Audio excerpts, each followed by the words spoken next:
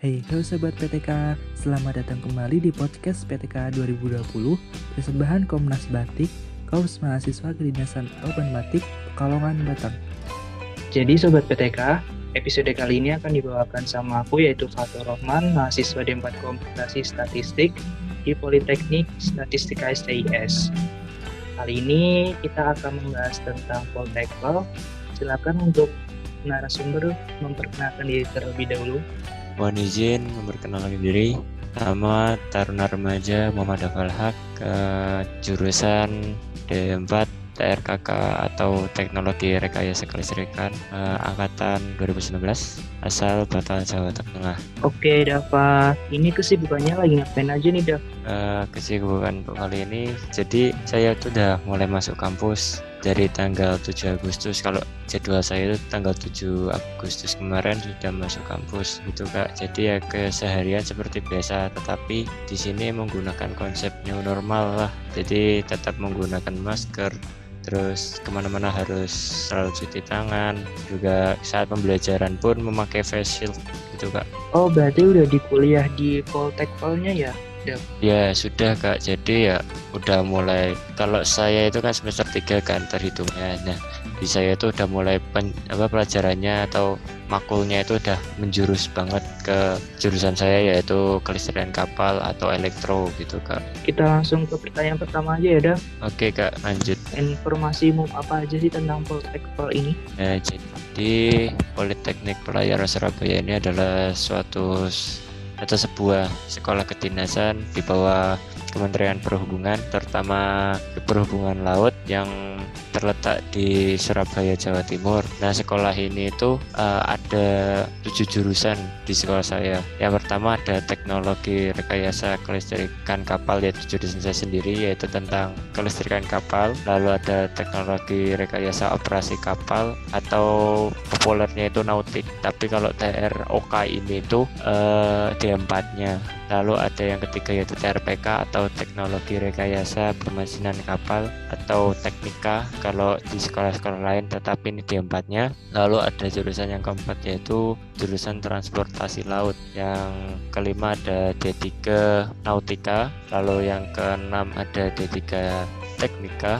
Yang terakhir ada teknik D3 Elektro Pelayaran. Oke, nah di situ itu pendidikannya militer nggak? Jadi pendidikan di sini itu semi militer Kak. Kita jadi dididik secara dididik untuk menjadi seorang perwira perhubungan di bawah Kementerian Perhubungan. Jadi pendidikannya semi militer Kak. Tidak ada unsur militer. Maksudnya nggak militer banget lah. Oke, berarti semi militer aja ya. Nah, untuk persyaratan sebelum masuk ke Poltekpel ini apa aja nih? Persyaratannya itu pertama kita sebelum itu harus kita ke Sipencatar dulu. Kan ada 3 jalur nih sebenarnya kalau masuk ke sini. Ada jalur Polbit, reguler, sama mandiri. Nah, jalur Polbit itu nanti kita dari Kementerian Perhubungan langsung. Jadi Polbit itu direncanakan menjadi perwira di Kementerian Perhubungannya langsung. Jadi nanti setelah kita lulus, nanti kita akan kembali ke Kementerian Perhubungan jadi sebagai perwiranya. Nah, kalau mau daftar lewat Polbit ini, nanti kita ke Sipencatar, lalu udah ke Sipencatar dan mengikuti tes-tesnya seperti tes yang pertama itu SKD, itu pasti untuk Polbit itu pasti ada SKD. Yang kedua itu setelah misal udah SKD-nya lolos, itu akan TPA atau psikotes. Kalau tahun ini hanya psikotes saja. Lalu yang terakhirnya, kalau jika lolos dari psikotes dan TPA ini, lanjut ke wawancara, terus kesehatan, terus sama bertanya.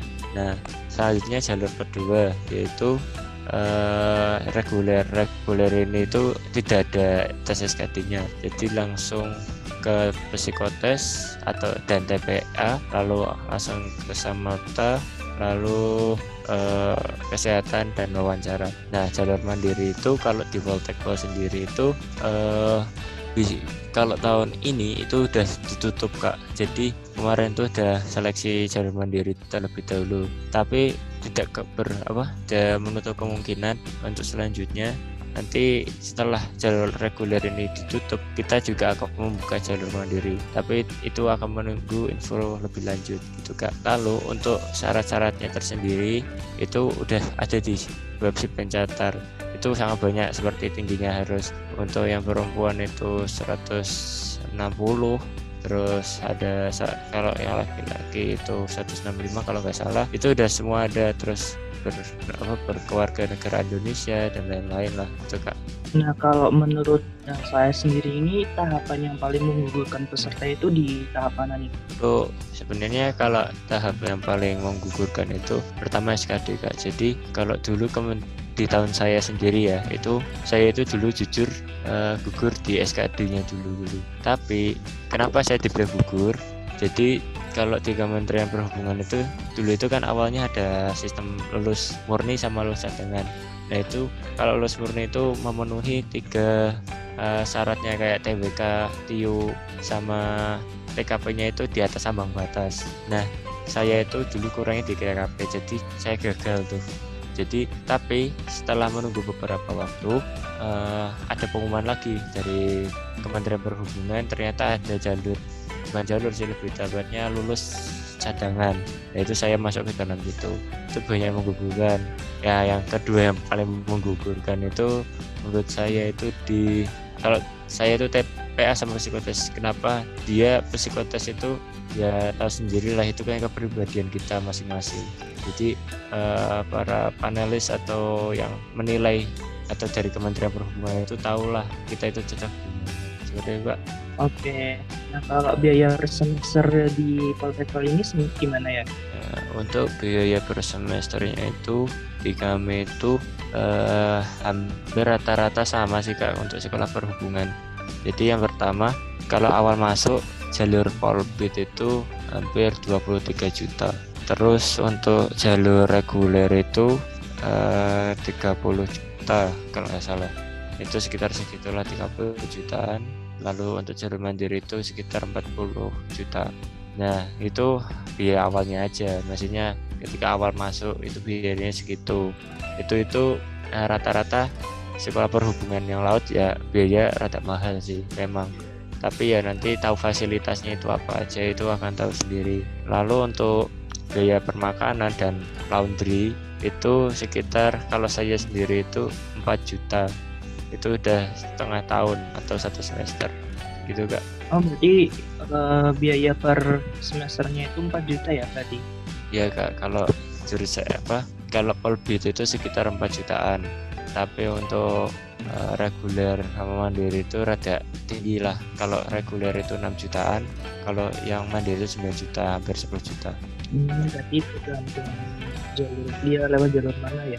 Nah fasilitas penunjang perkuliahan di Polteknik sendiri itu apa aja nih? Nah fasilitas penunjang di sini itu saya bilang lengkap Pak. Kalau jurusan saya tuh sudah kan kelistrikan atau elektro kan, di sini tuh udah insya Allah lengkap. Kita itu kan kalau elektro itu kayak menghitung mengurus kelistrikannya kapal, jadi di sini tuh udah tersedia workshop ini tuh seperti tempatnya kita belajar prakteknya lah istilahnya. Di sini kita praktek itu banyak Kak, bisa praktek menghitung listrik yang ada di kapal itu seperti apa, rangkaian apa yang digunakan, terus menggunakan alat ukurnya pun ya banyak lah, dalam artian lengkap.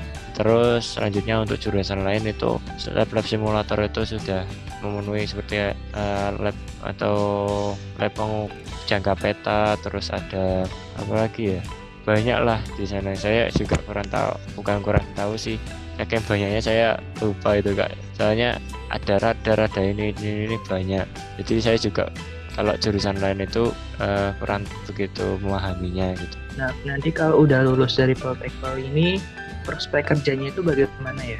Jadi untuk misal nih lulusan dari Polteknik ini, misal nih saya kan jalur pola pembibitan kan.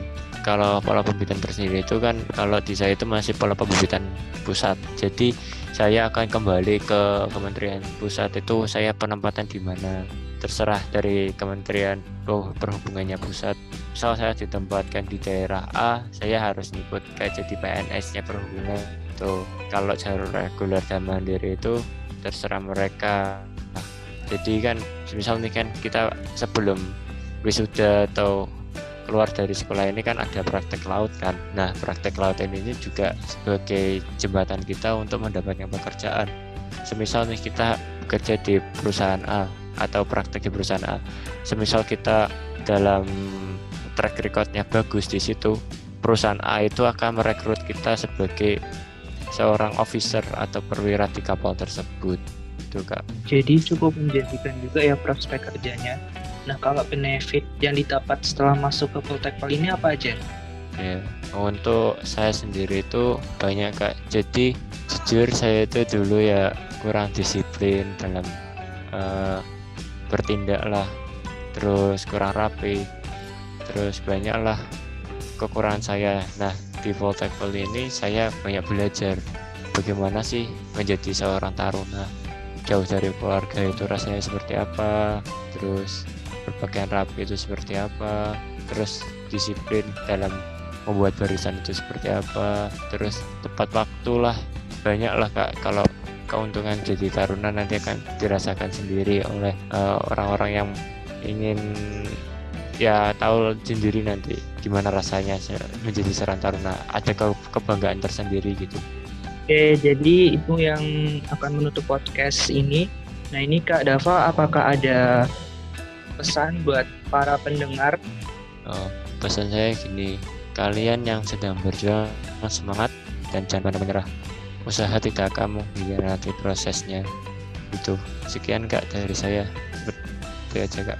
Oke, terima kasih banyak ya Dava. Mungkin bisa dilanjutkan kembali kegiatannya. Terima kasih banyak sudah menjadi narasumber di podcast ini. Ya Kak, sama-sama. Itu dia episode podcast kali ini ya sobat. Terus stay tune di media sosial Komnas Batik dan nantikan podcast PTK episode selanjutnya ya. Bye bye sobat PTK.